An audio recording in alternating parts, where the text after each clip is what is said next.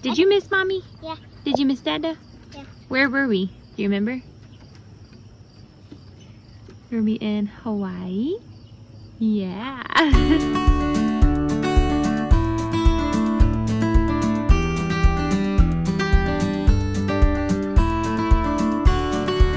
I've been requested to wear this necklace, and at this point, it's no different than a lei that I was just wearing a couple days ago. Did you miss me? Oh goodness gracious, yes you did. So Caleb and I just spent, okay, we're marching.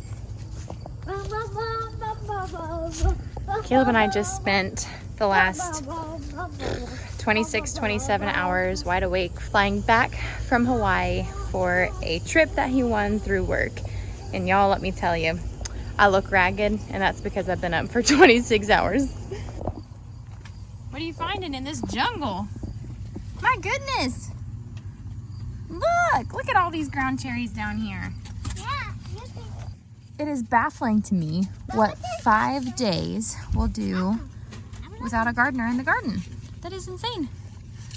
Look at all this food. Yo. Here. I'll bring them all inside. Okay. The first thing I did, as many gardeners do when they return from a vacation, is run to the garden to see how much it has changed. And y'all, this garden has changed. It literally looks like a forest from the deck. Look at that. Doesn't it just look like a mess? A green mess? We're gonna be needing this. Open the door, Mom. Grab the basket. You carry it. I came out here and told myself I was coming out with the intentions of purely just looking at the garden and observing the changes that have been made. But here we are retrieving the basket and filling it. What are those called? Down, cherry. Round cherries. How do you know it's ready? Oh. It's yellow, that's right. Like orange? Do you remember what it's called? What? This is a, I don't know what they're called. it's called a tomatillo. Tomatillo. Look at these peppers. Goodness, they're falling over. We must have had some good rain. Should we pick them? Yeah. Yep, this is the plant we can just pick off of. So, should we bring the basket? Yep. Yippee. Where did this tomato plant even come from? What are you? Oh, it's one of the black strawberry cherry tomatoes. Oh my goodness. Man, being swallowed by my garden. What do you think of this, Douglas? What do you think of all these plants taken off? While we were in Hawaii, I was just blown away by the lack of gardens. We ended up renting a moped, which was essentially like a small motorcycle, and driving around the island into the local smaller towns. And I thought for sure that I would find more gardens in that area, and I did not. Oahu, where we were, is highly known for the pineapple plantation, the Dole Whip plantation. And so when you get up into those more farmland areas, it's typically pineapple fields. They also used to grow a lot of taro. Please stop, honey. And other large scale monocrops. And so I asked the local that we ended up getting lunch with, just a friend of a friend that we were with. And I said, why are there not more gardens? If this is a place where it is year-round 75 to 85 degrees and receives rain, granted they have their dry season and their rain season, why aren't more people gardening? And he said, honestly, the biggest thing is just having a lack of yard. In Oahu is the most populated island, if you didn't know that. And especially the location where we were, which was Honolulu. I mean, over 1 million people in that one city. And so when you drive around and you look at the houses, you think, wow, these are beautiful. Wow, these are really great. But they're either on sand, like they're literally butted up to the beach, or they're condos, or they are just little shacks on the edge of the mountain, or they're just these little houses. And honestly, what's really sad is I feel like people have the mentality there of they can't afford to garden, but gardening should not be expensive. Gardening doesn't have to look like this. Sometimes it just looks like that. It looks like a bunch of cardboard on the ground just feeding the soil and keeping weeds down while you're trying to grow a plant. And it's just another reason why I want to do what we're doing, which is teaching you guys how to garden on many different scales, on many different levels, and in many different ways, using many different techniques. So gardening is not something that you have to do one way to find success.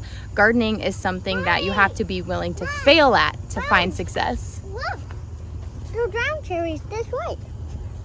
Those are more ground cherries. You putting them in your shovel? Yeah. Oh, is that how you're feeding Bubba? Uh-huh. But truly, this is the moment, oh no, that I've been waiting for, but I was not excited to see that there. Let's go ahead and harvest this guy. I've actually never grown a melon at all. This is a mini Persian cantaloupe plant that I got from my friend Summer. And it started to struggle, and I thought that maybe it was because I tried rerouting some of these branches, but it looks to me like the plant, it's hard to say. I haven't found pests on it, and I know that like squash bugs and other borers can affect these plants, but I haven't found anything. So I'm almost wondering if a disease got to it, if the root system of this plant was disturbed. But all I know is I got one cantaloupe out of it, and one cantaloupe is another like $5 to $7 that I didn't have to spend at the store.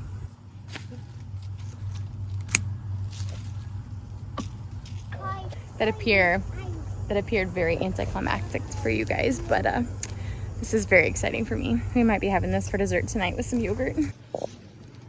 I just cleaned out some poison ivy again from our little mess of a corner of the garden over here. And I realized one of the storms that came through while we were gone. Okay, one of the storms that came through while we were gone knocked over one of my sunflowers. How sad. There were so many more heads to bloom on this. I might actually cut this and go stick it in a vase with a few of the other ones and see if I can't get them to bloom. You know, part of me is not even sad that this plant is ready to be pulled out, because that means that it's time for the fall garden. So I mean, the foliage on these look really droopy, but I'm kind of hoping that if I pull the foliage off, that these flowers will open up and at least give me a little bit of a show before I just let them go back to the earth. The rest of the sunflowers look so pretty.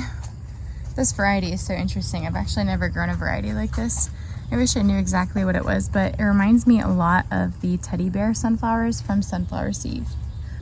And my catmint is finally going to bolt. I just can't get over the fact that if I lived in Hawaii, which one, if I made that much money, I don't think I'd be living in Hawaii. But the amount of money it takes to live in Hawaii just makes me think about how lush of a garden, how huge of a garden, and how plentiful of a homestead I could be creating if I had enough money to live there. And then on top of that, if I lived there, could you imagine the size of the garden I could grow year round? So what would you guys do? I've got another melon growing here. Clearly it's not mature yet. And there is some life obviously left in these plants. They're not completely dry and shriveled up. Should I pull it or should I leave it?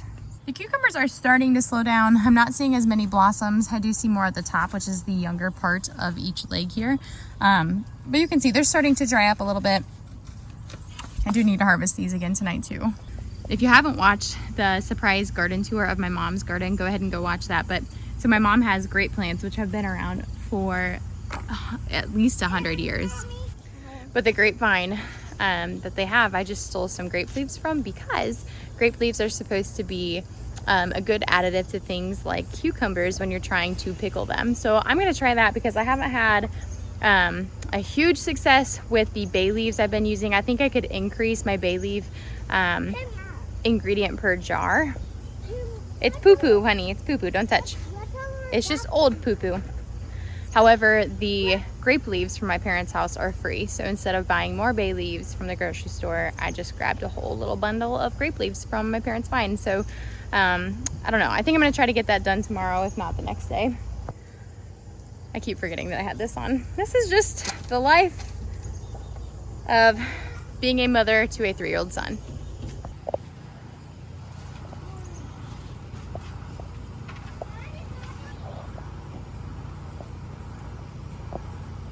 That is an okra blossom that I was hoping I could catch for you guys tonight, but it looks like it'll probably be open tomorrow.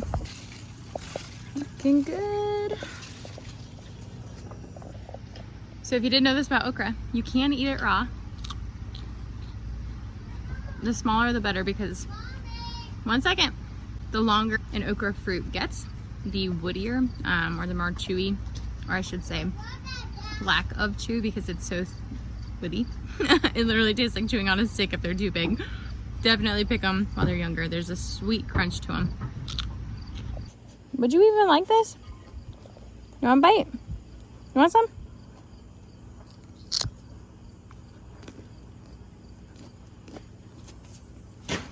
You better eat that, sir. Don't waste that good stuff. I was a little nervous about this bed. I sowed some seeds directly into the soil, and before we left I saw that they were popping up, and they were probably a good inch and a half, but they didn't have their true leaves yet. And so I'm very happy to see that they have developed some true leaves and that they are doing okay. The people who have been dog sitting for us and staying at the house are not gardening folk. And so I wasn't about to ask them to water the garden because, you know, there's a lot of things that could go wrong.